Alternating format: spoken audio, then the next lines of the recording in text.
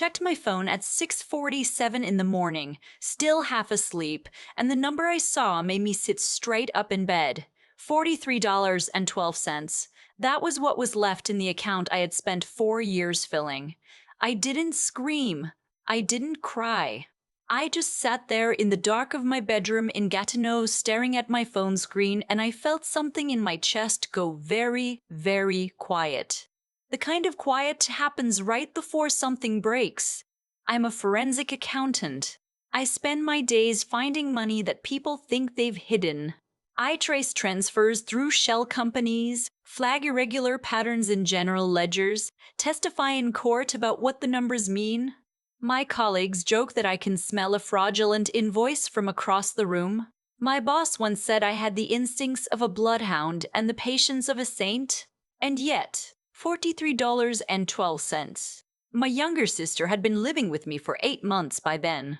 She'd shown up at my door in February with 2 garbage bags of clothes, a black eye she refused to talk about, and a 9-year-old daughter who was clutching a stuffed rabbit like it was the only solid thing left in the world. I'd opened the door wider without asking questions. That's what you do. That's what her mother had always said. You keep the door open for family. Her name was Paige. 3 years younger than me, endlessly charming, the kind of woman who could walk into a room and make everyone feel like they'd been waiting for her. Growing up, I was the responsible one, the one who studied, who saved, who made sensible choices. Paige was the one who laughed loudest, borrowed money she forgot about, and somehow always landed on her feet while I caught her on the way down. I'd been doing it my whole life. I just didn't have a name for it yet. She'd had a rough few years, rough in the way that Paige's years always seemed to be rough, which meant decisions she made that hurt her and then needed someone else to absorb the impact of. The guy she'd been with for 4 years turned out to be exactly the kind of guy I'd quietly worried he was. She'd left him, which took real courage, and I was genuinely proud of her for that. I'd told her she could stay as long as she needed. My condo wasn't huge, but I had a spare room, and her daughter, my niece Elodie, was quiet and sweet and liked doing puzzles at the kitchen table while I made coffee in the mornings. I paid for groceries. I paid the extra utilities. I didn't ask Paige to contribute because she'd said she needed time to get back on her feet, and I believed her because I always believed her. 6 months in, she asked if she could be added to my savings account. Not my checking account, not a shared household account, my savings account. The one I'd been putting money into every month since I was 24, the one I was building toward my mother's care. My mother had been diagnosed with early-stage Parkinson's 3 years earlier. She was still mostly independent, still living in her house in Val-de-Marne, still stubbornly refusing to discuss what would happen when things progressed. But I knew. I'd done the research, run the numbers the way I run numbers for everything. Home care in Quebec runs anywhere from $25 to $40 an hour. A private memory care facility, if it came to that, could be $8,000 to $12,000 a month.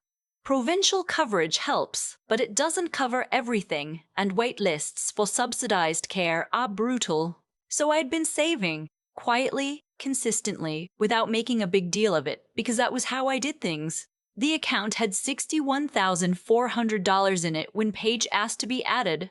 I know exactly how that sounds. I've heard it from every angle since then. Trust me.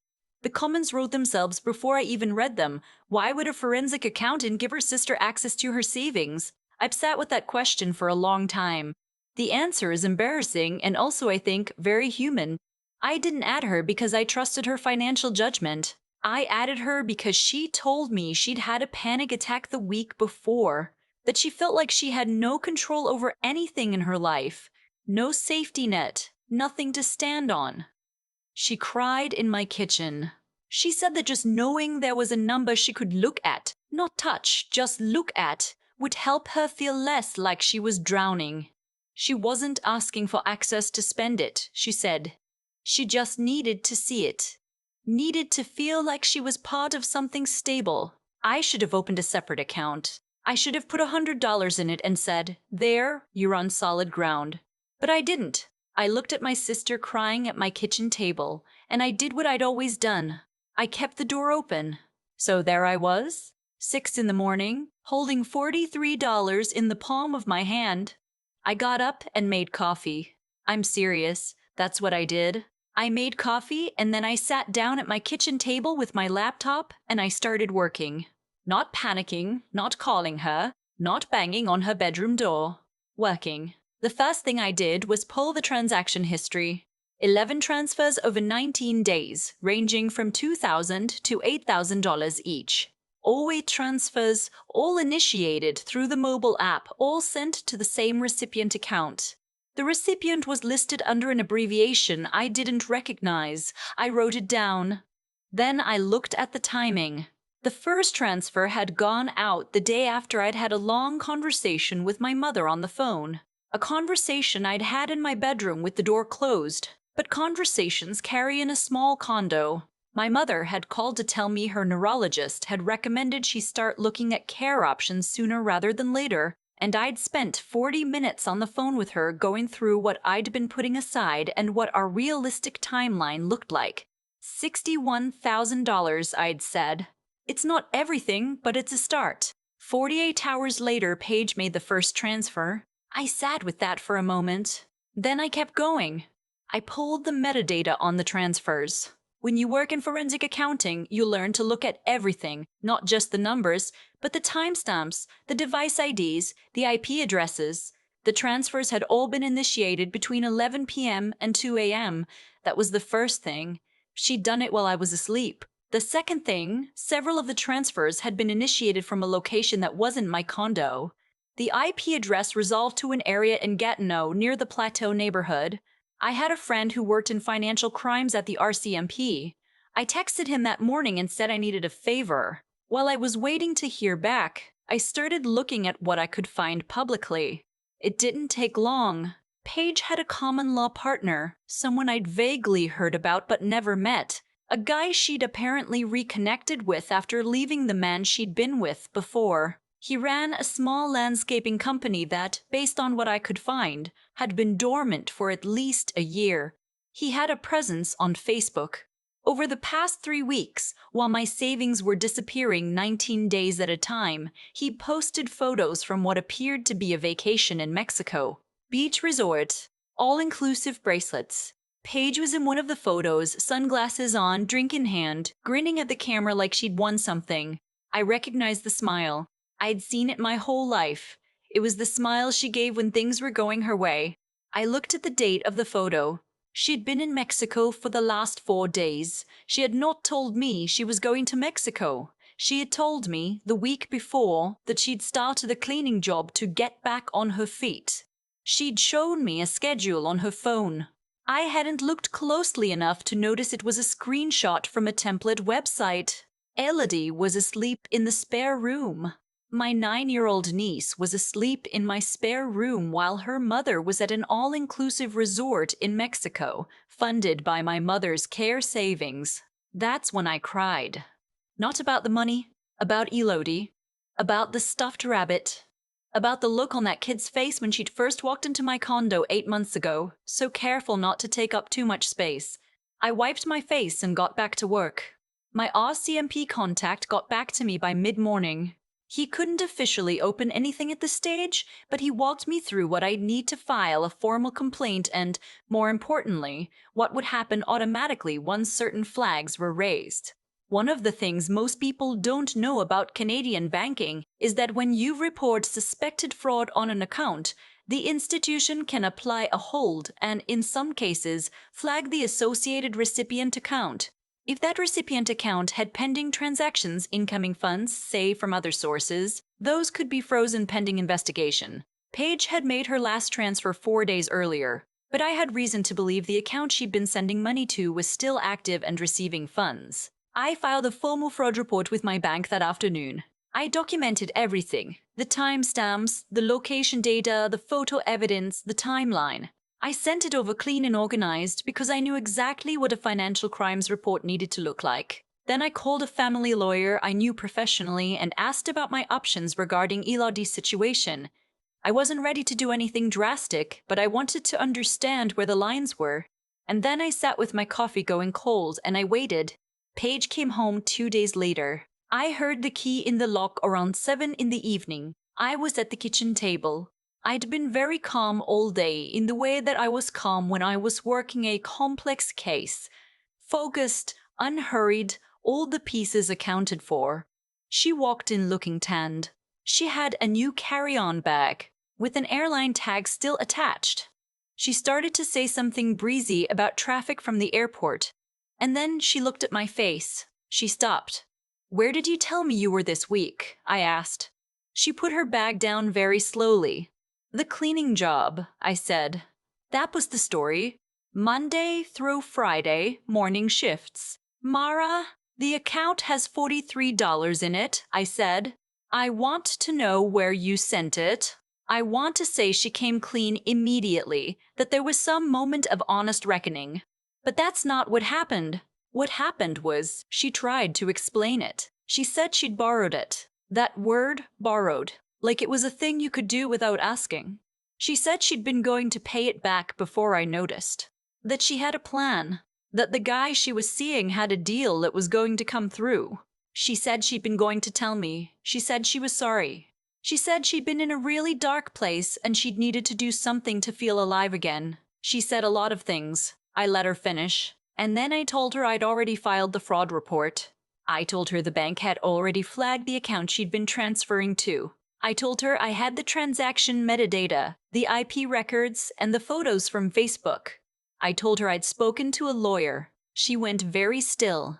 "That money was for Mom," I said, "not for a trip to Mexico. Not for his business, for Mom's care." The part that got her, the part where the performance fell away completely, was when I said Mom's name. I saw it happen. I watched her face change in a way I'd never seen before, like something underneath it finally gave. "Does Mom know?" she whispered. "Not yet," I said. She started to cry. Real tears. The kind that don't have an audience in mind. She slid down against the wall and sat on the floor of the front hallway and cried in a way I hadn't heard since we were kids.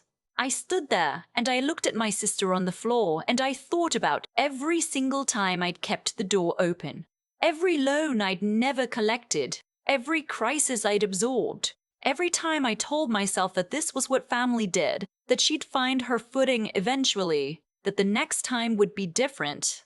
I didn't sit down beside her. I didn't tell her it was okay. "You should call a lawyer," I said. "And you need to figure out where Elodie is sleeping next week, because it won't be here." I went to my room and closed the door. What followed was messy, the way these things always are. The bank investigation moved quickly. Within 72 hours, the recipient account was frozen, and a significant portion of the funds were held pending the fraud determination. The guy she'd been seeing had apparently also been moving money in ways that were attracting attention from more than just me. And once the fraud flag was on the account, a broader review opened up that I had nothing to do with and no visibility into. What I do know is that 3 weeks after I filed my report, he was subject to a provincial investigation. I recovered most of the money. Not all of it, some had already been spent, and the recovery process through the bank took several months and required documentation I was, fortunately, very well positioned to provide. In the end, I got back just over $54,000. The family part was harder. My mother found out. She had to.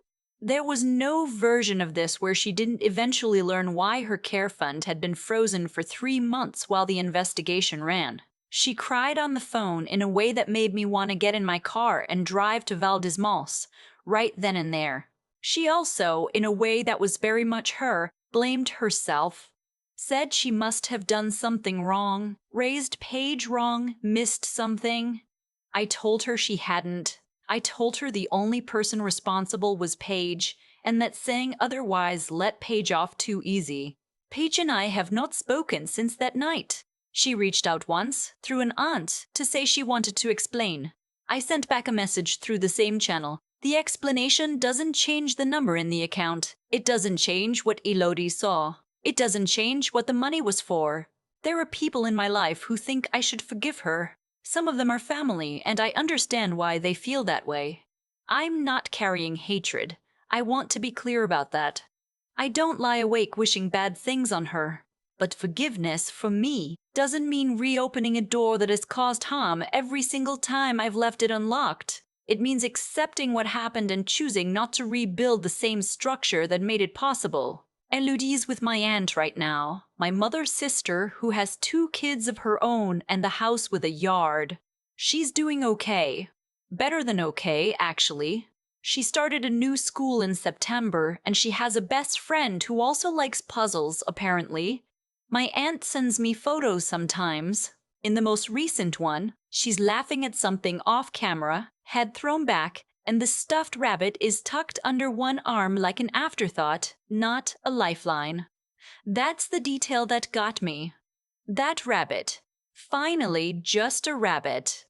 My mother is still in her house in Val-de-Mont. The account has been rebuilt to $51,000. I've been putting in extra each month to make up the ground I lost. Her neurologist says she's stable, that the progression has been slow, that we have more time than the worst-case numbers suggested. She called me last Sunday to tell me she'd gone to her neighbor's for dinner and stayed until 11 o'clock, and she sounded so pleased with herself that I sat on my couch after I hung up and just felt this wave of something I can only describe as enormous relief.